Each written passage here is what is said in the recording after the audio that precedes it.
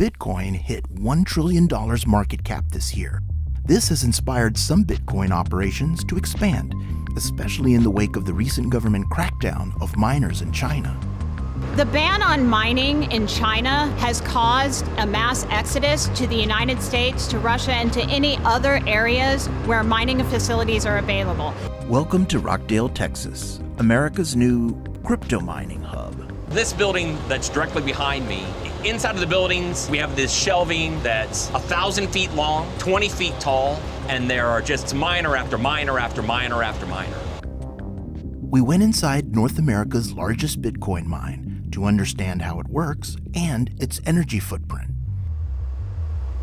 What is a miner? It is a small computer. They call it an ASIC miner. It is made to solve problems, and when they solve that problem, it feeds into the Bitcoin network. When it feeds into the Bitcoin network, you receive a reward. To help us understand crypto's reward system a little better, we spoke to blockchain expert Bettina Warburg. That's what mining is. It's a process by which people are contributing computing power and earning a reward for essentially participating in this process that secures a network. Everybody's using the same software that allows them to connect together and participate in a governance structure that's shared.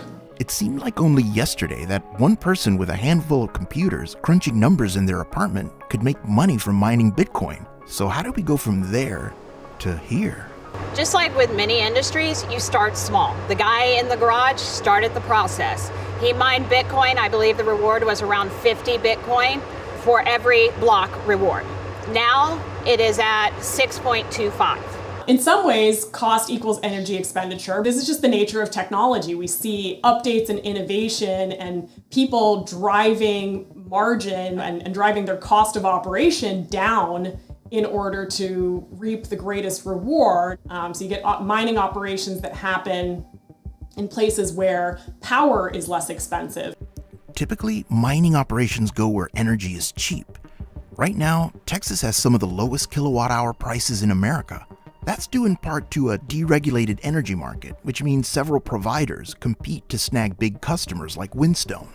So there's environments like Iceland, Russia, China, Canada. Areas like Iceland and Canada have a cooler environment. There's probably less dust in those areas. The miners run at a cooler temperature. Cryptocurrency is about the low-cost provider. Texas is becoming a hotbed for other cryptocurrency facilities. In fact, Shenzhen-based Bitmining is coming to Texas, and Beijing-based Bitmain, a company that designs circuit chips for Bitcoin mining, is moving into the decaying aluminum plant down the road from Windstone. According to the Oak Ridge Institute for Science and Education, $1 worth of Bitcoin takes 17 megajoules of energy to mine. That's more than double the amount of energy it took back in the day to mine $1 worth of copper, gold, and platinum.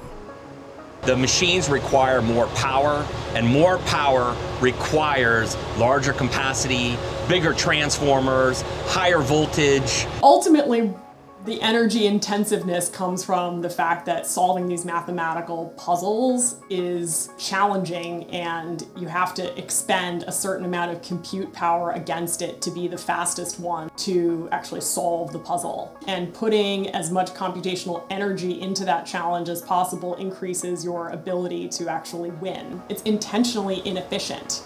Each building is 100 megawatts. For each 100 megawatt building, you can fit 30,000 new ASIC miners in it. In a Bitcoin mine, the consumption is basically taken by the miners. Each miner has about 3,000 watts that it's pulling. An older miner, an older generation, the S9, which was released in September 2017, was only pulling 1,350. The miners now are at 3,000. So, at capacity, this facility will have 750 megawatts of electricity flowing through it, enough to power 150,000 Texas homes during peak demand. That's a lot of juice. How do they manage to keep all those miners cool? Our ideal goal is to keep the ambient temperature around 81 degrees. There's a lake about a mile from here, and so underground we have a 8-inch line with a 1,000 GPM pump where we pump literally the water through this mile-long pipe into the facility, and it actually goes into holding tanks that then recirculate the water, and it pumps it back into these evaporative cooling walls that are 12 feet tall. Water is actually dripping down the wall of that evaporative cooling cell, and then as the air comes through it, it actually cools from 16 to 20 degrees difference between the front of the wall and the inside of the wall. The miners have fans, they have intake fans, and there's thousands of those fans running, and they actually suck the ambient air through the miner, and then there's an exhaust fan. It actually pushes the air through the chips and into the heat aisle. As it goes through the miner, it then heats up because the chips, it's a processing, so it gets really hot, and then we capture the heat on the inside of the heat wall, and then it is evacuated out of the building through a quote-unquote chimney-like environment. Inside the heat aisle, it literally feels like an oven. One Whinstone employee estimates that it can get as hot as 140 degrees Fahrenheit in here. So the S9 has a hash rate of 13.5 terahash. The new S19s are 110 terahash. Hash rate measures how many computations a miner can do, usually in a second. So how much money can each miner potentially make each day? Currently, a S19 with 110 terahash, the profitability every day for one machine is 30 USD.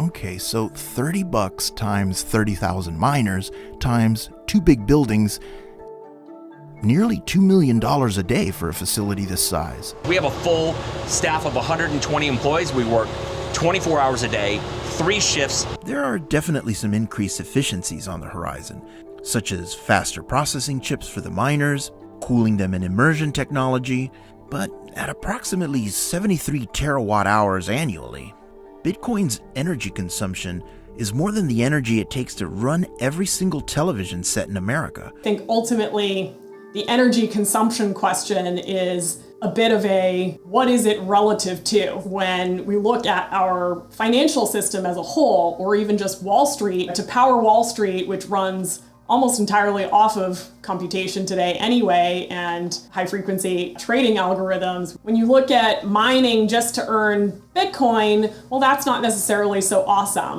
According to the Digiconomist's Bitcoin Energy Consumption Index, one Bitcoin transaction takes more than 1,500 kilowatt hours to complete. That's more than 50 days of power for the average US household.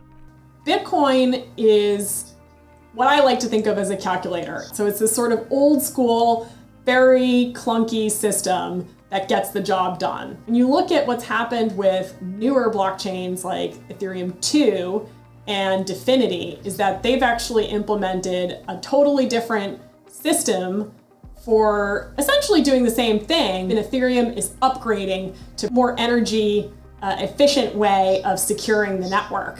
And the future will be about a lot of these different internet computers battling it out for adoption. So you'll see Dfinity, Near, Flow, Polkadot, all kinds of networks really serving as the optimized internet computers. Ultimately, the value will come from the amount of applications and tools and things that you can build and do on top of this computing architecture. You know, I think all technology creates energy consumption in certain patterns, and ultimately what we have to do is make sure that what we're building is something that's worthwhile and that we actually want in our society.